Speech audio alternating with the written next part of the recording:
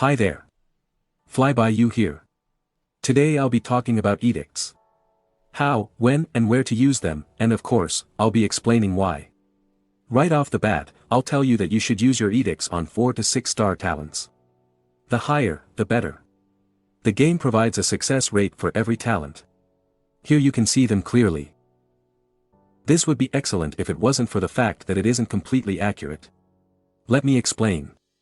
I have been gathering the success rate of edicts for over a year now. I have averaged this data and here's the result. Now, let's see what happens when we use edicts on talents from 3 to 6 stars. I have this on an Excel sheet to speed up the calculation process. We just need to indicate the number of edicts and the talent stars, and it'll give us how many talents we would get in total. Let's start with 100 edicts on a 3-star talent. That would give us 116 talents in total. I will leave it somewhere on the screen. Now, let's see 100 edicts on a 4-star talent. 127 talents in total. Now let's try on a 5-star talent. That would be 128, and on a 6-star talent, that would be 145 in total. If we look at this data carefully, we can see a clear pattern: the higher the stars, the more profitable it becomes.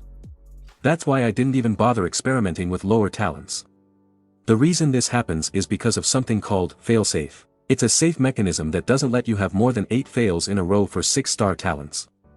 And for 5-star talents, it's a maximum of 7 fails in a row, and etc. Many people, especially beginners, believe that the best way to use edicts is on 1-star talents. If you are one of them, please stop. You're wasting so much by doing that. I'll prove it.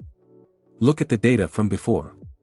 100 edicts on a 3-star talent gives us 116. But the same amount on a 1-star talent would only give us 100. Therefore, no. 100% success rate doesn't mean it's better. Quite the opposite here. Now, I'm going to give you a very important tip for when you're using your edicts. When you're using them, you must continue until you get a success. If you continue after a success, you must continue until you get another success. I will show you what I mean now. I'll head to one of my nights and use some edicts.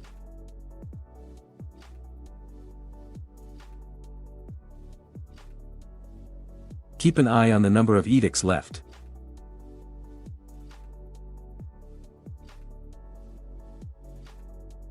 Once we get to 9 edicts left, from this point onwards, we must continue until we get another success. That's it. Now, you just stop there and save the rest. If you were to continue, you risk losing the rest of the edicts. Which is really bad, especially at the beginning of the game. In case you're wondering why the number 9. It's because of the fail-safes I mentioned before. Because of the fact that you can only get 8 fails in a row, the success of the 9th edict is 100% guaranteed. If you were working on a 5-star talent, like in this case, the safest number would change to 8, but we have 5 edicts left only, so, just stop here. That was all for this video. I hope you learned something new and informative.